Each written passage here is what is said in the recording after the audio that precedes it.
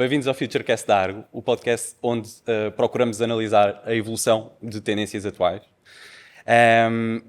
A nossa sociedade, em concreto, tem evoluído cada vez mais para uma mentalidade mais green, mais sustentável, e um dos setores que tem sido líder também nesta mudança, digamos assim, é o setor da energia e, em particular, os desafios da transição energética. O nosso convidado de hoje é o Nuno Nascimento, uma pessoa com uma experiência bastante alongada e transversal naquilo que são no setor energético e, em particular, nos desafios e nas oportunidades da sua transição.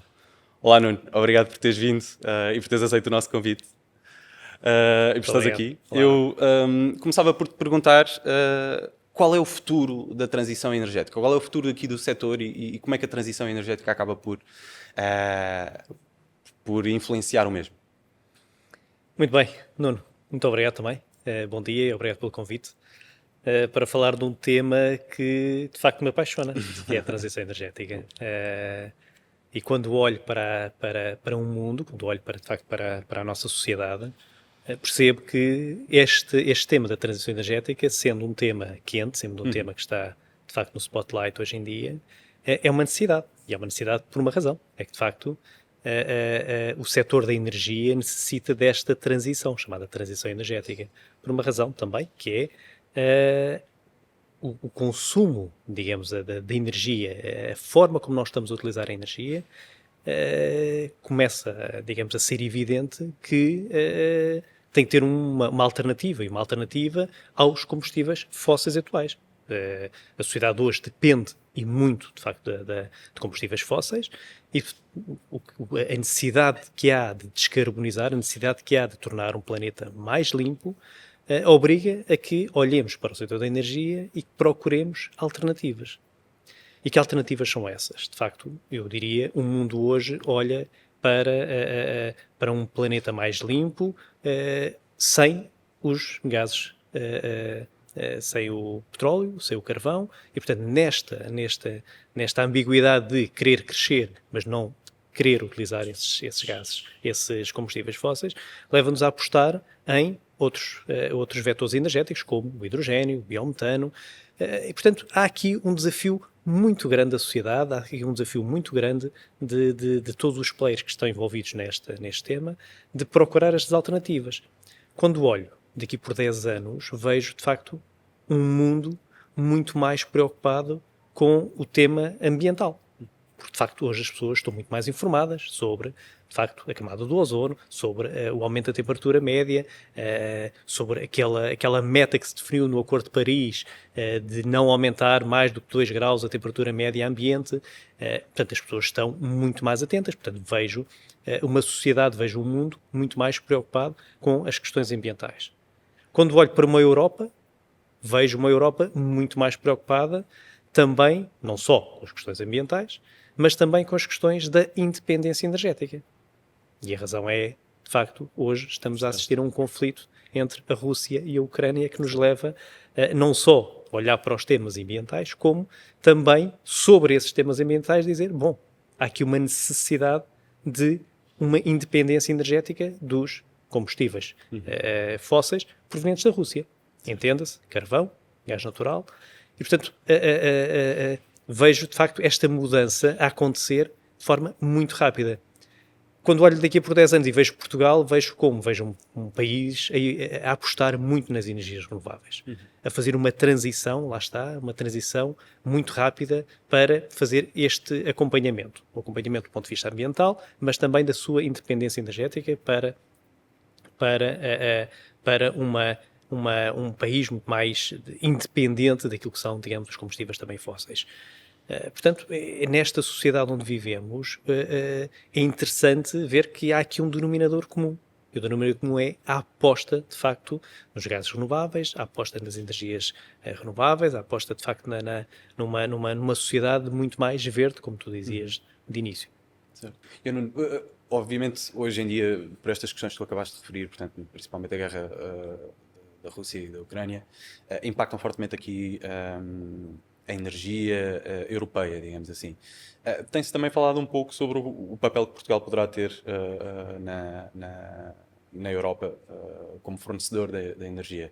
Mas ao mesmo tempo sinto que a Península Ibérica, ou pelo menos de quem está de fora, ainda acaba por ter alguma dependência do Magreb e de outros países também africanos.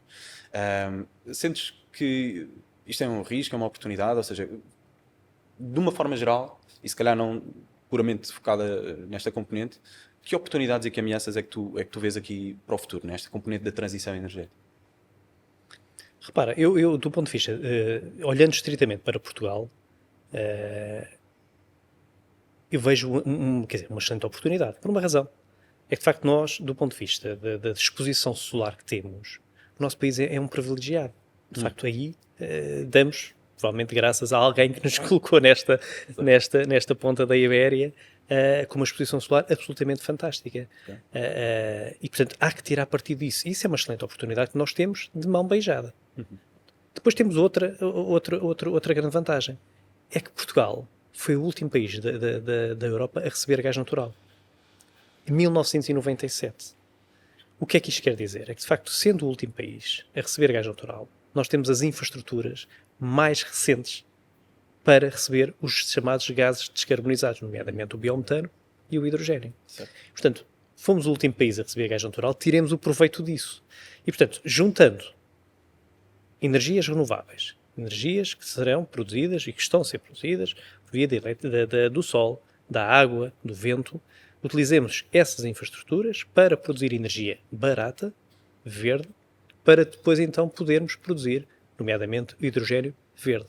Esse hidrogênio verde depois poderá ser utilizado nas nossas infraestruturas que são as mais novas da Europa. Temos essa vantagem. Portanto, há que tirar partido disso, há que olhar para estes recursos endógenos que nós temos, sejam eles do ponto de vista ambiental, seja do ponto de vista até físico. Estas infraestruturas, de facto, são muito recentes e permitem, de facto, fazer esta transição energética a um custo, diria, mais baixo do que se às tantas quisermos andar a investir, digamos, no setor elétrico, a fazer tudo de novo para dar, digamos, esse passo da transição energética. Portanto, aqui claramente diria, Portugal está com uma vantagem competitiva para poder ser, de facto, um grande produtor de hidrogênio, para poder ser um grande produtor de biometano, tem as suas infraestruturas instaladas e poderá ser, de facto, um hub, poderá ser um exportador destas energias para os restantes países que não têm tantas condições, apesar de muita vontade têm de o fazer, não têm tantas condições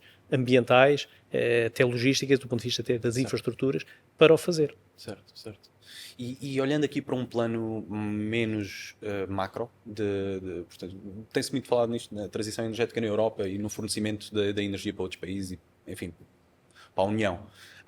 Mas no dia-a-dia das empresas, no dia-a-dia das pessoas, que desafios é que existem aqui à transição energética? Porque acredito que passar de uma economia carbon-based para uma, basicamente, focada em energia verde, terá os seus desafios também para os incumbentes, não é? Para a indústria.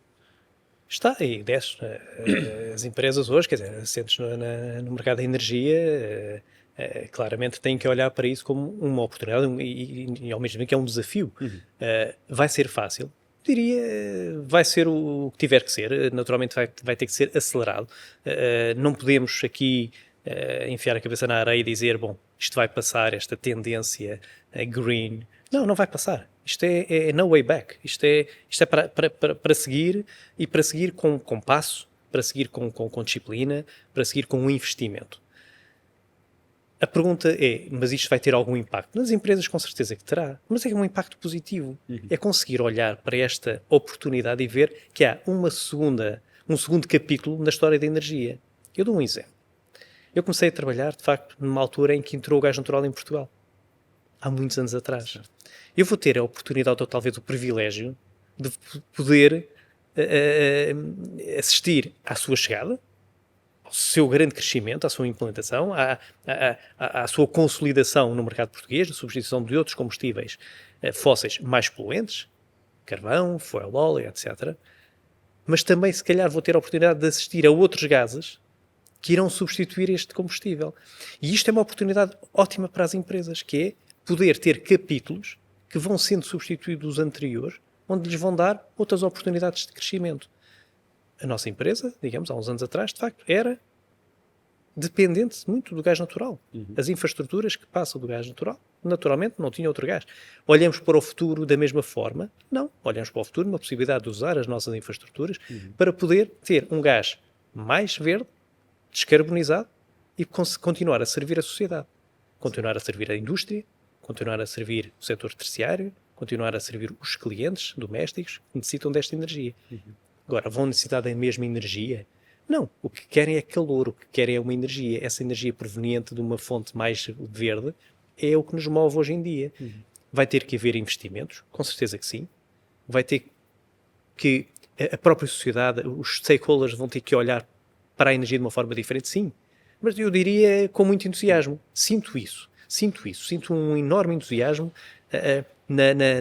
nos players hoje em dia que estão à volta da energia, de olhar para isto e dizer, ótimo, isto vai acontecer. E vai acontecer para o bem. Sim. Para o bem do ponto de vista da sociedade, uma energia mais verde, uma energia menos poluente. Não nos esqueçamos que a Europa quer se tornar o primeiro continente neutro em carbono. E nós fazemos parte da Europa. E vamos querer dar esse passo. E estamos a dar. Estamos a ser um exemplo enquanto Portugal. Estamos a ser um exemplo, de facto, dos passos que estamos a dar. Não só do ponto de vista das energias renováveis, como dos projetos piloto que estão a ser executados em prol desse futuro mais verde. Certo.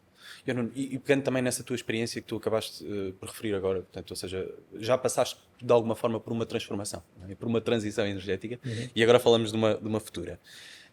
O que é que sentes que, ou se é que houve aqui alguma necessidade e alguma mudança a nível cultural e a nível de liderança das empresas? Portanto, o que é necessário para o futuro e se houve uma passada para garantir a transição energética? Sim, eu diria que as empresas têm que ter um perfil diferente, ou seja, mesmo isto é top-down, ou seja, um foco muito mais do ponto de vista ambiental, do ponto de vista mais de uma preocupação com a sociedade, preocupação com os seus clientes. Hoje em dia, eu diria que é quase uma necessidade. Não podemos olhar para o nosso negócio apenas do ponto de vista meramente economicista. Temos que olhar do ponto de vista até do seu crescimento sustentável. E, portanto, as apostas que as empresas hoje em dia fazem nesse sentido, tendo o foco muito presente que é qual é o impacto deste investimento para a sociedade. Podia ser interessante este investimento apenas e só para a companhia? Podia. Terá um impacto negativo na sociedade? Se tiver, de facto, isso é um tema. E hoje em dia estes investimentos são muito, muito assentes, de facto, na preocupação de quão isso vai impactar a sociedade, quão isso vai impactar o ambiente. E, de facto, uma empresa de energia, há uns anos atrás, provavelmente não tinha este foco. Hoje tem. E ainda bem que tem. Porque nos entusiasma, porque nos dá uma vontade até diferente de fazer, dá-nos uma vontade de fazer coisas diferentes. E isso é a parte gira. O que nós fazemos hoje em termos da nossa empresa, e olhamos para os nossos players e não é diferente, de facto estamos a fazer coisas que no passado eu diria, dificilmente a gente estaria a pensar onde é que estaríamos a investir hoje. E hoje, de facto, estamos a fazer coisas diferentes, em prol, de facto, da sociedade, em prol, de facto, do ambiente mais verde, em prol de uma descarbonização, e tudo leva a que esta transição energética seja feita com esse passo, com essa vontade muito assente, de facto, de parte dos acionistas, por parte da gestão de topo das organizações, e há esse mote que é, isto é para fazer, e é. E é para fazer com vontade, não é quase, eu diria, não é aquela questão de temos que. Não, queremos fazê-lo, queremos fazer parte desta transição. E pegando nisso, o que é que sentes que são as repercussões a nível de talento? Ou seja, o que é que as organizações atualmente, para fazer fazer acontecer a transição, fazer diferente, como disseste há pouco, o que é necessário que elas tenham nas suas pessoas? Eu acho, de facto, os recursos necessários para esta transição vão ser diferentes. A aposta, de facto, em projetos que vão ser necessários, porque nós agora estamos a partir quase, não sei se é do zero, mas estamos a partir muito de uma base muito baixa, que é tudo aquilo que é necessário investir daqui para a frente. Do ponto de vista de novos projetos, novos desenvolvimentos, vai exigir recursos com perfis, diria, diferentes daquilo que foi necessário no passado. As áreas de engenharia, diria, as áreas de engenharia vão voltar a ser predominantes, vão voltar a ser necessárias. Porque, de facto, trabalhar com eletrolisadores que falamos, mas não sabemos muito bem como é que vão operar. Falar em tecnologias de biodigestão, que sabemos que há outros países que têm, mas que nós, aparentemente, ainda não temos. Toda esta nova dinâmica daquilo que é necessário construir para dar o tal passo da transição energética, as áreas de engenharia vão ser fundamentais. Portanto, vamos voltar a ter aqui quase uma reindustrialização daquilo que é o setor da energia. Isso é muito interessante, porque, de facto, aquilo que nós fazíamos há uns anos atrás era quase o business as usual. Não é? Nós, enquanto empresa gerais, transversais do ponto de vista do setor da energética, quer dizer, estávamos a fazer quase, já era um platô. Fazíamos bem, todas elas faziam bem, trabalhavam bem o setor da energia, mas era um business as usual.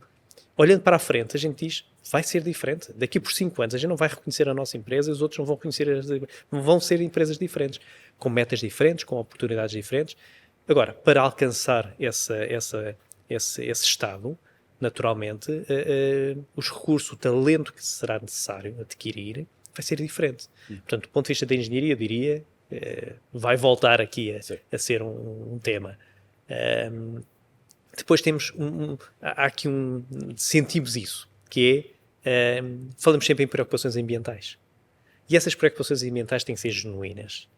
Não pode ser ok, vamos ser verdes porque agora toda a sociedade é verde. Vamos querer limpar ou vamos querer descarbonizar porque toda a sociedade exige que haja uma descarbonização. Eu diria, essa preocupação tem que ser genuína. Isso tem que estar nas pessoas. E nós sentimos isso. Sentimos quando, de facto, as pessoas têm essa preocupação. Quando querem trabalhar connosco, ao contrário, se calhar, do passado, uma empresa oil and gas, não é? Carbon-based, que vinham trabalhar, provavelmente é interessante do ponto de vista de desafio, já não era tão interessante do ponto de vista daquilo que era o impacto daquilo para a sociedade. Eu acho que hoje é diferente, porque estas empresas vão ter um papel absolutamente fantástico naquilo que é a descarbonização da economia global. Se não fizerem a sua descarbonização, não se vai atingir as metas. Longe disso. Podemos falar na mobilidade, podemos falar noutros setores que vão descarbonizar, e bem. Mas o setor da energia, se não descarbonizar, de facto, as metas não vão ser alcançadas. E, portanto, trabalhar neste setor, neste momento, tem quase esse glamour de vir a trabalhar num setor que vai contribuir imenso. E, portanto, para isso, é necessário essa paixão, é necessário o acreditar, é necessário saber que o passo que vamos dar, vamos fazê-lo em consciência. Não porque somos obrigados. Vamos fazê-lo em consciência. É assim que temos que fazer, porque é assim que acreditamos que o mundo vai ser melhor e que, de facto, se reserva a esse direito de poder contribuir para uma melhor sociedade. Esse talento, ao chegar, sentimos isso. Sentimos que tem que ter esse alinhamento com este propósito. Por exemplo, falaste aqui de dois temas bastante relevantes. Por um lado, esta componente de hard skills, de background de engenharia, competências analíticas e desta natureza que são necessárias para a transição, do ponto de vista técnico, problem solving, etc. Mas depois falaste também desta questão de motivação, propósito e sentir-se genuinamente quase um sentido de missão de contribuir para um mundo melhor. Como é que tu vês, ou como é que se adquire esta componente? Ou seja, qual é o papel da academia nisto? Qual é o papel de outras associações ou de próprias empresas na evangelização daquilo que é a mudança de mentalidade necessária ao talento? Olha, eu diria, até um bocadinho atrás, eu diria que isto começa em casa. Isto começa em casa, e começa com os pais. Eu vejo isso com as minhas filhas, eu vejo essa preocupação de nós transmitirmos esta preocupação aos nossos filhos. Portanto, se começarmos por transmitir essa preocupação aos nossos filhos, eu acho que é muito mais fácil as gerações que virão agora a aparecer e que vão ocupar, de facto, os lugares nas empresas, terem crescido digamos, numa sociedade onde a preocupação ambiental foi um tema desde que estava em casa. A separar o lixo, a não gastar tanta água, a ter preocupações com eletricidade, ou com os consumos elétricos, etc. Portanto, eu diria, começa por aí, essa evangelização, essa educação, se quisermos. Depois, ao nível das faculdades, ao nível do ensino, provavelmente vai ter que ser revisto. Vai ter que ser revisto. As componentes de ambientais provavelmente vão ter que ter vão ter que ser transversais a todos os cursos. Vamos ter que explicar o quão importantes são as energias renováveis, os gases descarbonizados para esta descarbonização. Portanto, provavelmente tem que haver aqui uma reformulação do ensino de alguns temas, provavelmente não continuar na parte técnica, acabei por dizer, de facto, as áreas de engenharia vão ser absolutamente necessárias, mas dar-lhe uma outra componente de sentido até prioritário, que é, temos que o fazer. Porque, eu ressalvo isto, que é, a urgência é um tema central nisto. Nós temos que o fazer e não é esperar, habituando-nos a que vamos preparar para que outros no futuro o façam. Não. Temos que ser nós. Esta geração tem que ter a capacidade de conseguir, de facto, deixar aos nossos filhos um mundo melhor. Não vai ser fácil. Não vai ser fácil. Não vai ser nada fácil. Porque, de facto, estamos numa espiral negativa que é, de facto, à procura de algo, mas que não estamos a conseguir encontrar. Sim. Portanto, tem que haver aqui, de facto, esse esforço para que consigamos dar aos nossos filhos algo melhor. Agora, de facto, tudo é o ensino, a preparação dos novos talentos tem que começar logo numa base, sempre com o foco na parte ambiental. De contrário, não vamos conseguir. E que outros principais obstáculos ou ortodoxias é que tu encontras a esta transição? Porque há pouco falámos das possíveis oportunidades que esta transição vai trazer para nós enquanto país e enquanto empresas do setor. Por outro lado, quais é que são os desafios? Há um ponto que eu acho que é muito importante, que é assumirmos que isto vai ter custos. A transição vai ter custos. Sempre que fizemos esta comparação, que é esta energia é mais barata do que a outra, muito bem, vamos investir. Esta tecnologia é diferente da outra, é mais barata ou não? Vamos investir. Eu acho que esse paradigma do custo, que é sempre relevante naturalmente, não é tão importante hoje em dia. Portanto, a diferença da forma como se olha para os negócios, a forma como se olha para os investimentos, é socialmente diferente e isso vai impactar as empresas. Mas começando por este ponto, que é, isto vai ter custos e vai. E vamos ter que os pagar? Vamos. Todos vamos ter que os pagar. Certo. Estes investimentos vão ter que ser pagos. Mas vão ter que ser pagos porquê? Vão ter que ser pagos porque vamos querer mudar. Certo. Porque seria fácil continuarmos como estamos. Não é? Temos o setor elétrico instalado, temos o setor do gás instalado, temos os combustíveis fósseis instalados, temos os carros a diesel aqui instalados. Diria, vamos continuar como estamos. Sem investimentos, ou investimentos apenas na renovação ou na expansão. Não. Certo. Não. Tem que haver investimento. Tem que haver a assunção de que isto vai ter custos. Agora, custos controlados, claramente. Quando se fala, de facto, da comparação de uma molécula com outra, provavelmente a nova molécula que é mais verde será mais cara que a molécula anterior. Está bem, mas terá outras vantagens. Certo.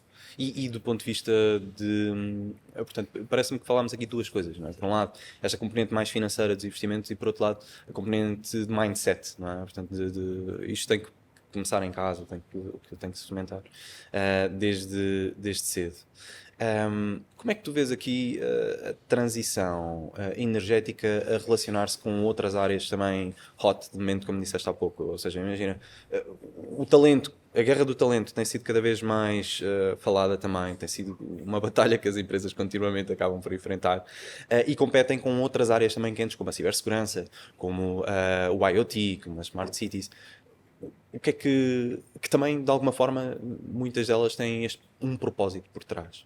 Na tua opinião, o que é que torna única a transição energética? Ou como é que podes competir aqui pelo talento?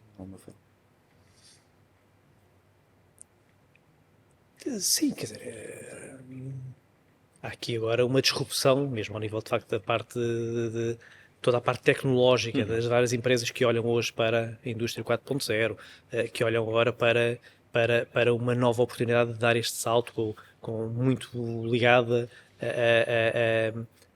ao data, à informação, ao trabalhar informação, ao trabalhar o Big Data e tudo mais. Sim, vamos, eu diria,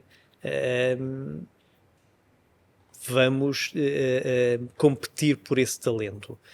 Sim, nós também vamos necessitar de um talento novo, um talento que não existe hoje em dia, que não está ainda trabalhado.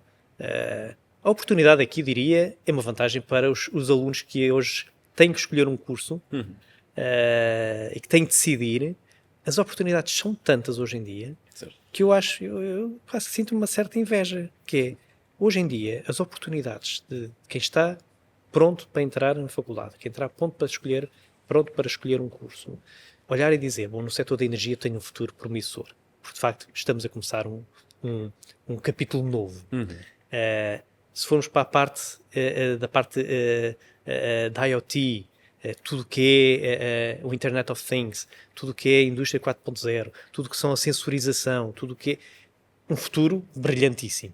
Portanto, eu diria, é só uma questão de decidir onde é que está a sua vontade de querer por si, porque de facto haverá muito para fazer e contamos seguramente com esse novo talento que está a ser hoje preparado. Contamos muito mesmo.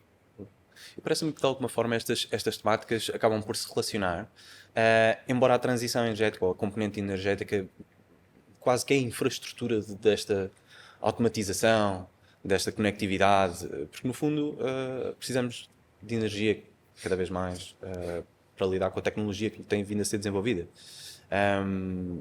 Achas que de alguma forma esta transição energética tem um papel nesse sentido ou não, na tua opinião, não tem assim uma ligação tão direta?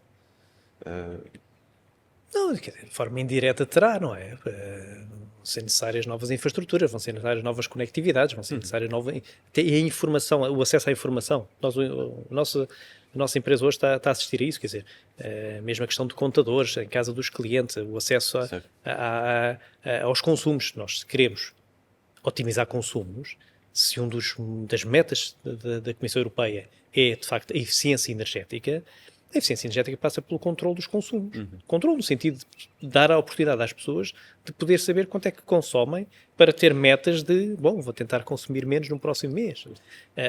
Isso passa por informação, pela gestão da informação.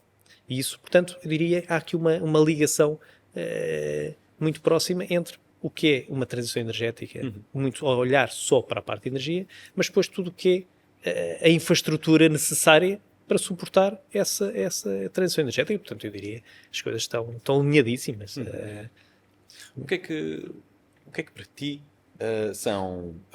o que é que tu procuras no talento que queres ter a trabalhar contigo? Quais é que são as principais características? Portanto, já percebi que a motivação e o amor por aquilo que fazem pela área é extremamente importante. Mas em termos de soft skills, em termos de competências que tu procuras e que valorizes, quais é que são as que salientas? Olha, há um que eu valorizo imenso, que tem a ver com a resiliência. Porque, de facto, hoje em dia estamos numa fase, provavelmente daqui por uns anos talvez não seja tão importante, mas hoje em dia estamos naquela fase da indecisão, que é, será que a tecnologia A vai vencer perante a tecnologia B? Será que se avançarmos por aqui será o caminho certo? Mas espera, estamos a assistir a outros que estão a enverdar por outro caminho. Sabemos nós qual é a solução certa? Não. Certo. E, portanto, não tendo a solução certa, temos que apostar, provavelmente, e é o que está a acontecer, é que estamos a apostar em alguns projetos, algumas iniciativas, que provavelmente não vão ver a luz do dia. Porquê? Porque, entretanto, estamos a testar outras que provaram ser ou mais custo-eficaz, ou mais eficientes, ou porque, de facto, a tendência foi mais por ali e não por outro lado. Isto para um jovem que entra e que está a apostar 6 meses num projeto, numa tecnologia, e que quer aquilo, e que quer ver aquilo a aparecer, o seu filho a nascer, depois temos que lhes dizer que, bom, não, porque ou não é custo eficaz, ou porque de facto não é tão eficiente, ou porque... isso de facto pode desmotivar. Certo. E portanto a resiliência neste momento, neste período em que estamos, desta alteração permanente de hoje é uma tecnologia, amanhã é outra, depois aparece uma outra forma também de fazer as coisas, que é o que estamos a assistir. Certo. É o que estamos a assistir hoje. A resiliência é um fator preponderante. Muito importante. Muito importante.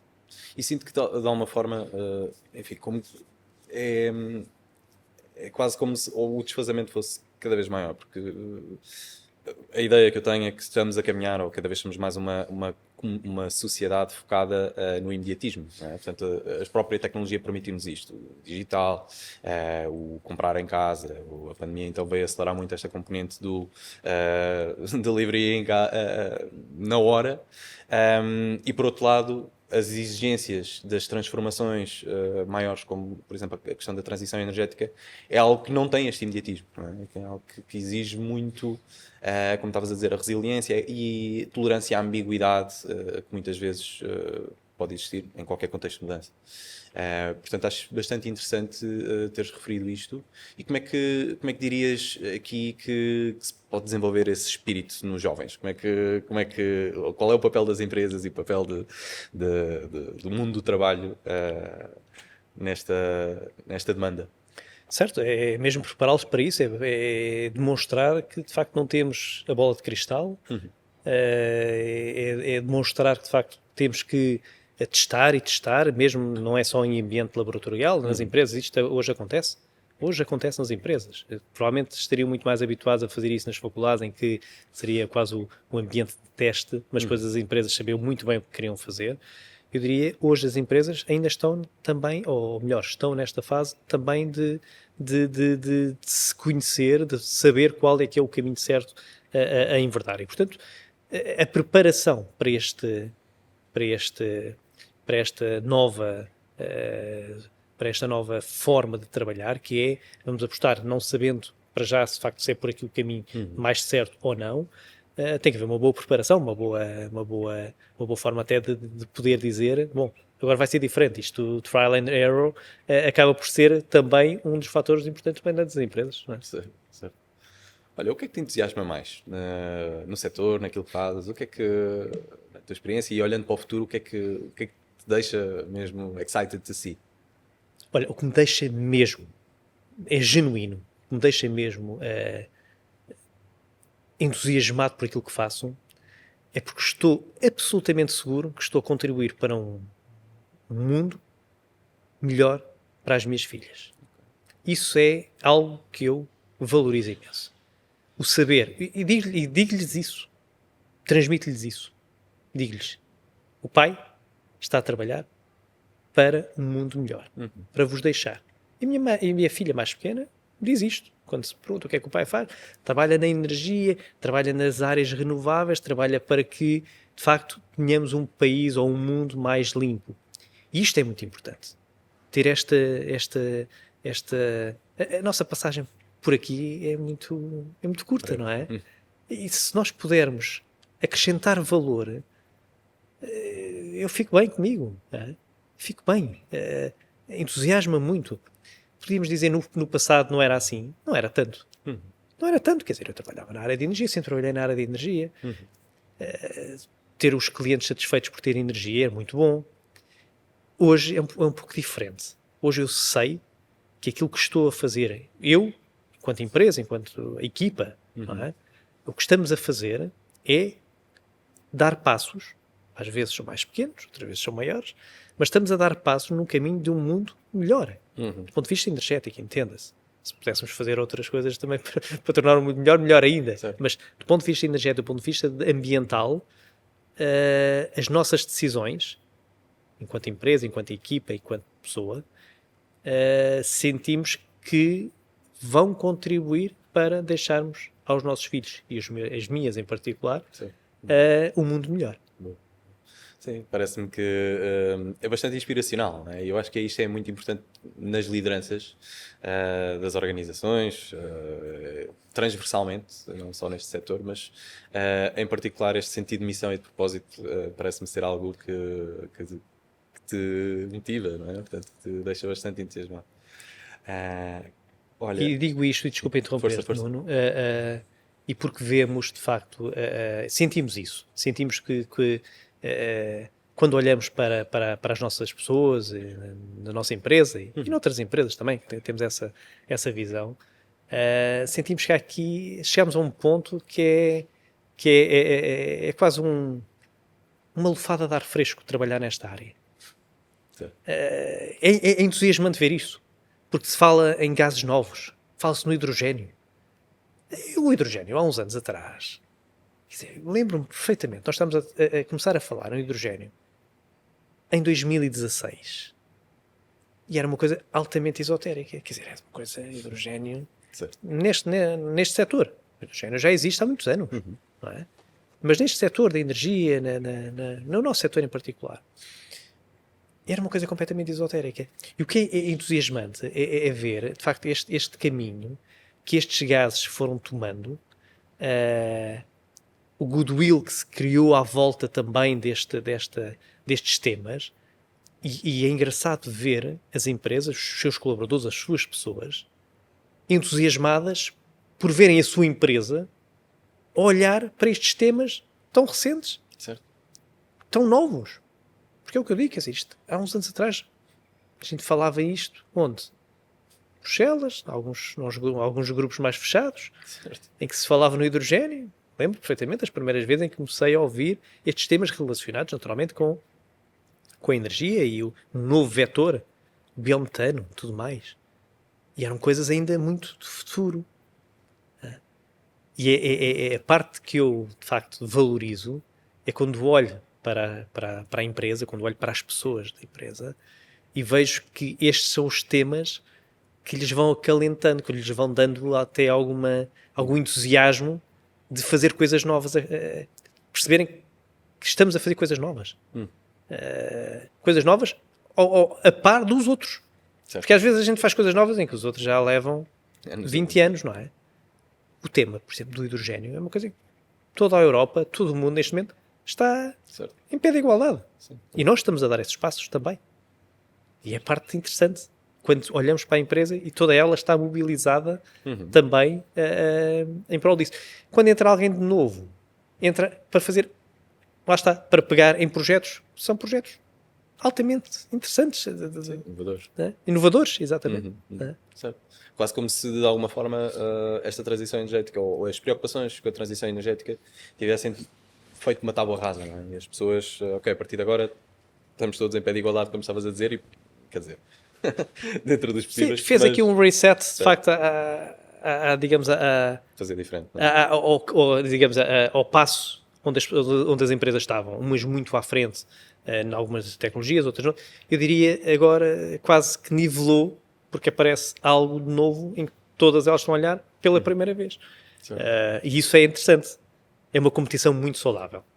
Ok, isso é bom também saber. Muito saudável. Ok, boa.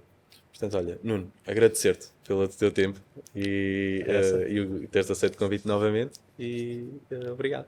Muito obrigado também pelo vosso convite e é sempre um prazer falar nestes temas. Muito obrigado, Nuno. Obrigado. Obrigado.